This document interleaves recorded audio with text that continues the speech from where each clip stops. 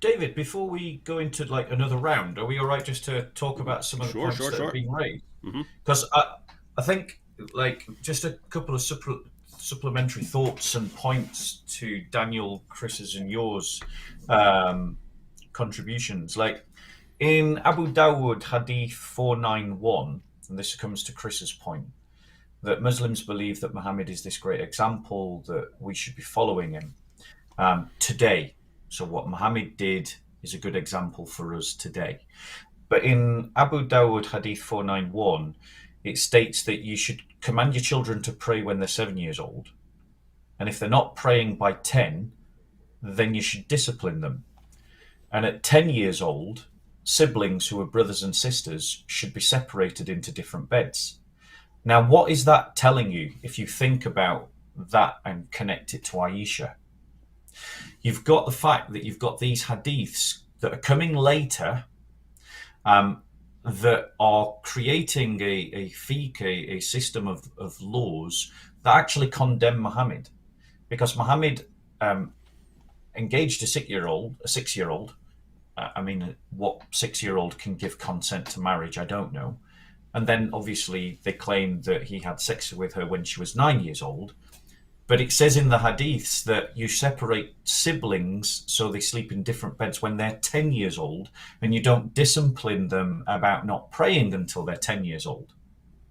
So, you know, you've got this problem that later Sharia laws actually, when you project them back onto Muhammad, would condemn Muhammad. Just as a point to Chris's.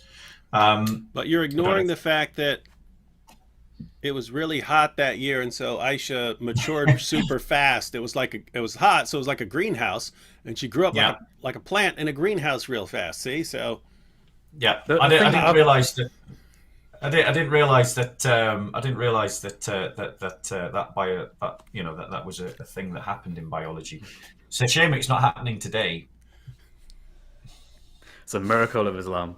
Well, one thing I always thought is about the diet. About how at that time, at that point in the world, in that region, they would have had a worse diet than they would have had today.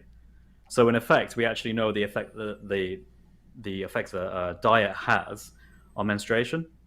So in effect, because you have a worse diet, you would have matured less by that age.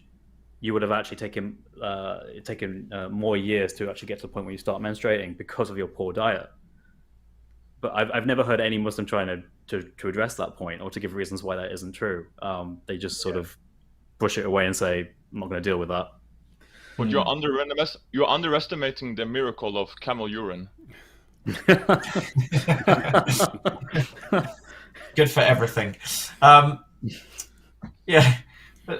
So before I jump on to Daniel's point, is there anyone else that wanted to talk about? All the hadith in Sahih Bukhari authentic. There are 7,563 hadith in Sahih Bukhari, and all of them authentic. The second most important book of Islam, it is Sahih Bukhari.